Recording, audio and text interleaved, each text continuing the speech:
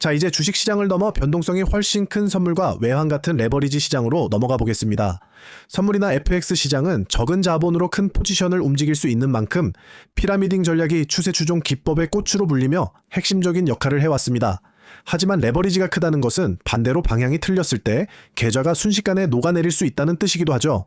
그래서 이 시장에서의 피라미딩은 주식시장보다 훨씬 더 체계적이고 엄격한 위험 관리 규칙이 필요합니다. 레버리지 시장에서 피라미딩의 전설로 통하는 대표적인 사례가 바로 리처드 데니스의 터틀 트레이딩 시스템입니다. 1980년대 중반 리처드 데니스는 평범한 사람들도 최고의 트레이더로 훈련시킬 수 있다는 것을 증명하기 위해 터틀 군단을 양성했는데요. 이들이 수년간 거둔 막대한 수익의 비결이 바로 정교하게 설계된 피라미딩과 포지션 사이징에 있었습니다. 터틀 트레이더들은 시장 가격이 자신의 포지션 방향으로 일정 범위만큼 움직일 때마다 동일한 규모의 추가 포지션을 누적했습니다. 여기서 기준이 되는 것이 바로 최근의 변동성 척도인 N값, 즉 ATR입니다. ATR은 평균 실질 변동폭을 의미하는데요. 터틀들은 선물 가격이 매수 진입 후 이 변동폭의 2분의 1, 즉 0.5M만큼 더 오를 때마다 한 단위의 계약을 추가 매수했습니다. 예를 들어 금 선물 가격이 $100일 때 첫 진입을 했다고 가정해 봅시다.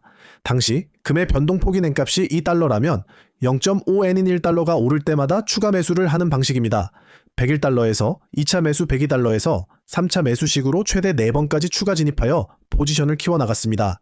이렇게 하면 추세가 강력하게 이어질 때 기하급수적인 이익을 노릴 수 있는 구조가 만들어집니다.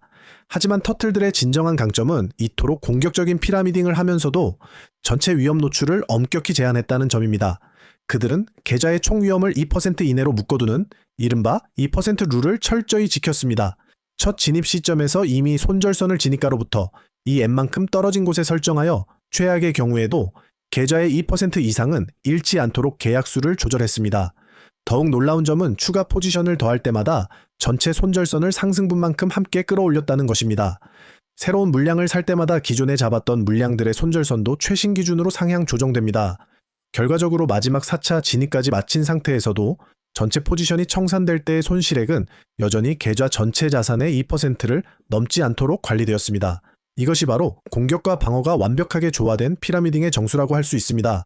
선물 시장에서 이러한 피라미딩을 운용할 때 가장 주의해야 할 점은 오직 강력한 추세가 형성되었을 때만 이 기법을 써야 한다는 것입니다. 리처드 데니스의 제자들도 횡보장이나 약한 추세에서는 절대 피라미딩을 시도하지 말라는 교훈을 수차례 강조했습니다. 추세가 불분명한데 레버리지만 믿고 포지션을 늘리다 보면 한두 번의 급등락에 계좌가 치명상을 입을 수 있기 때문입니다. 전문가들은 추가 진입을 결정하기 전에 항상 스스로에게 질문을 던집니다. 새로운 매수분도 처음 매수할 때만큼의 메리트가 있는가라는 물음이죠. 만약 추가 진입으로 인해 예상 수익보다 손실 위험이 더 가파르게 커지는 구간이라면 그 피라미딩은 하지 않는 것이 훨씬 현명합니다. 프로 트레이더들은 무작정 물량을 늘리는 것이 아니라 각 단계마다 기대 수익과 손실 가능성을 냉정하게 재산정하며 포지션을 누적합니다. 또한 레버리지 시장에서는 변동성이 일시적으로 급등하는 구간을 견뎌낼 수 있는 체력이 중요합니다. 아무리 좋은 추세를 탔더라도 중간에 발생하는 깊은 조정에서 손절선이 너무 타이트하면 피라미딩으로 공들여 쌓은 포지션이 허무하게 털려버릴 수 있습니다. 그래서 터틀들은 변동성인 N값의 2배 거리에 손절선을 두어 시장의 소음을 견디고 큰 파동을 끝까지 먹는 전략을 택했던 것입니다. 결국 레버리지 시장의 피라미딩은 수학적인 리스크 관리와 시장의 변동성을 읽는 눈이 결합된 고도의 전략입니다.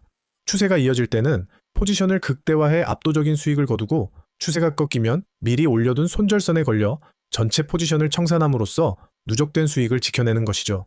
이러한 체계적인 접근법이 있었기에 터틀 트레이더들은 수년 동안 월가를 경악시킨 경이로운 수익률을 기록할 수 있었습니다. 자, 지금까지 우리는 전설적인 거장들부터 현대의 시스템 트레이딩까지 피라미딩이 어떻게 실전에서 사용되는지 깊이 있게 살펴봤습니다. 하지만 이토록 강력한 무기도 잘못 휘두르면 자신의 계좌를 베는 흉기가 될 수 있다는 점을 명심해야 합니다. 다음 시간에는 피라미딩 전략을 사용할 때 반드시 피해야 할 치명적인 실수들과 우리가 경계해야 할 오용 사례들을 상세히 짚어보겠습니다. 마지막까지 집중해 주시기 바랍니다.